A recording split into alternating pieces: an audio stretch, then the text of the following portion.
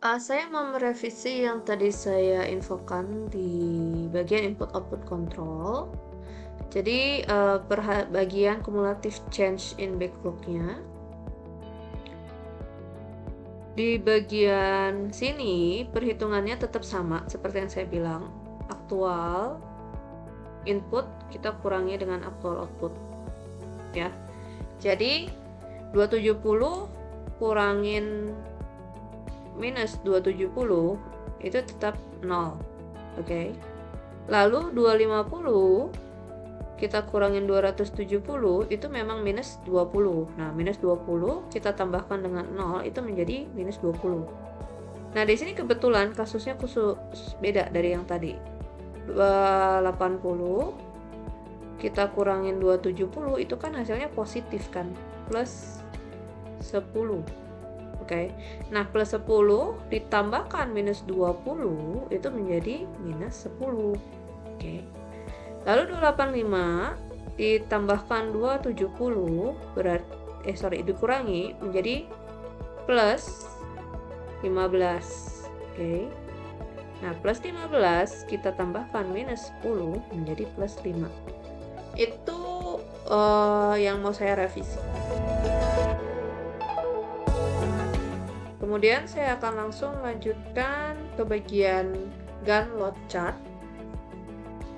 Gantt load chart itu digunakan untuk menunjukkan waktu kapan dia ditugaskan, kapan dia idle, kapan dia itu harus dilakukan maintenance, ya, untuk beberapa departemen, mesin atau fasilitas yang akan kita gunakan.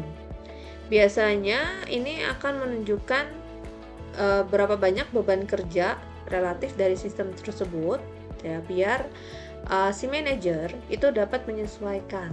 Ya, misalnya seperti apa? Misalnya New Orleans Washing Machine Manufacturer ini mau mengecek ya fasilitas dia. Oke.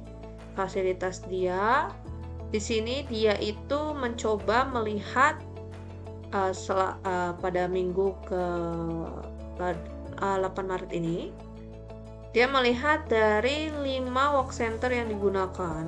Itu ada metalworks, mechanical, electronic, painting. Nah, ini yang sebelah atas ini adalah waktunya, ya. Hari kapan dia gunakan, yaitu Senin, Selasa, Rabu, Kamis, Jumat. Jadi dalam 1 minggu ini dia hanya bekerja dari Senin sampai Jumat. Lalu di sini kita akan mix and match kan, ya. Jadi misalnya job 349 ternyata harus dikerjakan di metalwork gitu ya. Habis itu setelah selesai baru masuk ke mechanical selama 2 hari misalnya. Setelah itu baru masuk ke work center elektronik di hari berikutnya dalam waktu sehari. Lalu di painting dalam waktu sehari juga, seperti itu. Ya, jadi kita bisa memasukkan kira-kira pekerjaan itu harus dikerjakan kapan, di waktu kapan, ya, sesuai kebutuhan. Misalnya kita job 349 ini kita nggak mungkin mengerjakan dia di mechanical itu di hari Senin karena dia belum selesai kan, di metalworks-nya belum selesai. Nah, begitu pula di bagian work center elektronik. Kita tidak bisa menggunakan work center ini untuk job 349 di hari Rabu karena belum selesai dia di mechanical, seperti itu maksudnya. Ya, jadi kita mix and match kan kira-kira pekerjaan kita bisa masuk ke work centernya kapan. Misalnya kayak bagian ini, job 408, ternyata setelah dia di bagian elektronik seharusnya dia di bagian painting. Tetapi karena di Tuesday ya, hari Selasa, bagian painting itu lagi mengerjakan job 295, jadi dia nggak bisa dikerjakan di hari Selasa, jadi dia diundur di hari Rabu, seperti itu. Ya, maksudnya seperti itu. Nah, di sini ada 3 jenis warna yang terlihat. Yang pertama adalah hijau, itu berarti adalah waktu proses. Jadi ada proses yang terjadi di saat itu, di tempat itu. Lalu kalau yang warna kuning, ini berarti belum ada job yang dimasukkan. Jadi belum ada jadwalnya lah. Lalu kalau misalnya ada warna merah terus disilang, ini artinya si work center ini tidak tersedia. Bisa karena memang lagi maintenance, bisa karena lagi rusak atau seperti apapun. Pokoknya tidak tersedia. Nah, di sini manajer bisa mix and match kan kapan kira-kira dia membutuhkan work center. Misalnya tiba-tiba terdapat tambahan job lain gitu ya. Job lain itu bisa dilihat. Job lain paling bisa mengisi bagian yang unscheduled dulu, seperti itu. Atau dia bisa melihat juga kenapa kok banyak ya 2 kali gitu misalnya. Misalnya di bagian metalworks ternyata dia not available-nya selama 2 hari dalam seminggu. Apa alasannya? Atau kenapa dalam minggu itu dia nggak available? Dicari juga alasannya. Seperti itu. Itu gunanya Gantt work chart. Nah, bedanya dengan Gantt schedule chart, di sini akan lebih spesifik terkait pengerjaan. Jadi kita mau mengawasi pekerjaan yang sedang dikerjakan. Ya misalnya si First Printing in Winter Park Florida ini dia itu membuat Gantt chart. Jadi ada 3 job, A, B, dan C. Oke. Misalnya kondisi saat ini dia melakukan inspeksinya itu sekarang nih di hari kelima, tetapi udah mau akhir jam kerja gitu ya. Dia bisa lihat ternyata di saat dia melakukan inspeksi ini job apa yang sedang dikerjakan misalnya. Dia bisa melihat sebenarnya misalnya A ini ya, ini kalau ada warna warna merah atau warna orange ini itu berarti aktual, sedangkan garis ini ya, garis ini ada simbolnya kan, garis yang ini itu adalah aktivitas mulai, aktivitas selesai. Ini berarti waktu yang diberikan untuk aktivitas itu dijalankan. Kalau yang merah tadi itu adalah waktu yang sebenarnya digunakan untuk menjalankan aktivitas. Lalu kalau yang warnanya agak buram ini artinya waktu yang tidak produktif. Ya misalnya alasannya karena lagi maintenance atau rusak ya. Nah, kalau yang ini lambang kapan kalian melakukan review atau tiba-tiba kalian melakukan yang tadi saya bilang. Saya inspeksinya sekarang gitu. Nah, tidak masalah jika pekerjaan yang terjadi itu seperti yang job A. Jadi misalnya dia diberikan waktu dari hari pertama, tengah hari sampai tengah hari ke-6. Oke, tetapi ternyata dia bisa selesai di tengah hari ke-5. It's good gitu kan. Ya, atau seperti yang B gitu misalnya. B itu diberikan waktu dari hari kedua tengah hari sampai hari keempat tengah hari dan selesainya pas. Itu boleh, nggak masalah. Yang tidak boleh itu adalah misalnya di sini nggak ada ya, di sini udah aman semua. Misalnya terjadi dia kayak job A gitu ya. Dia diberikan maksimal hari ke-6 tengah hari. Ternyata aktualnya itu sampai hari ke-7 tengah hari. Nah, itu yang harus dipermasalahkan. Ada apa ini? Kenapa tidak bisa selesai? Atau misalnya ini kenapa bisa kecepatan ya dibandingkan dengan waktu yang diberikan untuk pengerjaan tersebut. Jadi itulah gunanya Gantt schedule chart. Nah, berikutnya kita akan membahas mengenai metode penugasan. Metode penugasan ini merupakan jenis khusus dari model program linear yang melibatkan penugasan pekerjaan pada sumber daya tertentu. Ya, jadi di sini kita akan menambahkan atau mengurangkan angka dalam tabel untuk menemukan opportunity cost yang paling rendah untuk setiap pekerjaan. Oke. Ini langkah-langkahnya ada 4. Kita langsung masuk saja ke caranya ya. Jadi misalnya dari First Printing tadi, dia itu ada 3 jenis job ya, job R, S, dan T ya. Yang masing-masing itu bisa dikerjakan oleh 3 orang, A, B, dan C.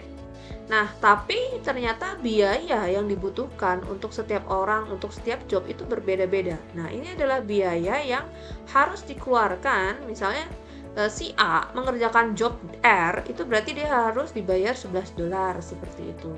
Misalnya yang C, $7 ini artinya apa? C ini akan dibayar $7 kalau dia mengerjakan pekerjaan T. Kalau S itu 11 seperti itu. Ya. Jadi ini adalah data awal yang kita miliki terkait biaya yang harus dikeluarkan. Nah, step pertama yang harus dilakukan adalah kita melihat dari si per row ya, per baris. Misal di job R. Di job R ini, di job R ini kan ada A, B, dan C yang bisa mengerjakan. Kita lihat yang memberikan, yang kita boleh bayar dengan biaya paling rendah yang mana. Itu kan yang si C ini kan, $6. Banding 11 dan banding 14. Yang kita lakukan berikutnya adalah kita akan mengurangi semua yang ada di baris ini dengan angka $6. Jadi 11 kurang 6 menjadi 5. 14 kurang 6 menjadi 8. 6 kurang 6 menjadi 0. Itu untuk baris job R. Berikutnya untuk baris job S, kita lakukan hal yang sama. Kita cari biaya yang paling rendah yang mana? Oh, ternyata $8. Kita kurangi semua yang di baris itu dengan angka 8. Jadi 8 kurang 8 jadi 0. 10 kita kurangin 8 menjadi 2. 11 kita kurangin 8 menjadi 3. Berikutnya kita lihat di baris T. Di baris T ini kita lihat juga yang paling rendah yang mana biaya, ternyata 7. Ya kan? Dibanding 9 sama 12. Berarti 9 kurang 7 2. 12 kita kurangin 7 5. 7 kita kurangin 7 yaitu 0. Jadi inilah dasar untuk pembuatan step pertama yang A, ya, yang A. Nah, berikutnya kita akan melihat untuk yang step pertama yang B. Kalau tadi per baris, sekarang per kolom. Jadi sekarang kita lihat kolom A. Kita lihat B yang paling rendah berapa? 0. Ya. 0 kita gunakan untuk mengurangi yang di kolom tersebut. Berarti kan 5 kurang 0 ya tetap 5. 0 kurang 0 ya 0. Ya kan? Terus 2 kurang 0 ya tetap 2 gitu ya. Nah, berikutnya kita lihat yang baris B. Baris B ternyata masih ada yang biaya yang paling rendah yaitu 2. 2 ini kita gunakan untuk mengurangi di di kolom tersebut. Jadi 8 kita kurangin 2 jadi 6. 2 dikurangin 2 jadi 0. 5 dikurangin 2 jadi 3. Seperti itu. Lalu di kolom C kita cek lagi yang paling rendah berapa? Udah 0. Ya, apapun dikurangin 0 tetap angka tersebut, ya kan? Berarti tidak ada perubahan. Inilah hasil untuk yang langkah pertama B. Lalu berikutnya yang kita lakukan adalah step kedua, kita akan menggambar ya garis vertikal dan horizontal yang garis lurus. Ya, untuk mengcover semua nilai 0 yang ada dari hasil yang ini tadi. Tapi yang paling minimum ya, paling minimum tapi ya, bukan yang lain. Jadi misalnya sebenarnya kan ada beberapa macam ya, bisa garis 1. Ini kan mengcover semua angka 0, ya kan? Kita coba cari lagi. Misalnya yang ini kan 3. Kita cari ada yang lebih kecil lagi nggak gitu ya. Misalnya ternyata bisa 1, 2. Ini tuh cover semua angka 0. Tapi ini cuma tinggal 2 garis. Kalau tadi kan 3. Cari ada lagi nggak yang bisa lebih kecil gitu ya. Nggak mungkin 1 gitu. 1 nggak bisa karena harus garis vertikal horizontal yang garis lurus. Berarti garis yang tadi ya, itu yang kita gunakan, yaitu garis yang 1 dan 2 ini. Nah, setelah menentukan garis tersebut, kita cek angka yang tidak terkena garis, itu cara yang paling minimumnya yang mana? Kan ada 5, 6, 2, sama 3, ya kan? Berarti yang paling minimum adalah si angka 2 ini, ya kan? Nah, si angka 2 ini kita gunakan untuk mengurangi ya angka yang lain yang tidak tercover garis. Jadi misalnya seperti apa?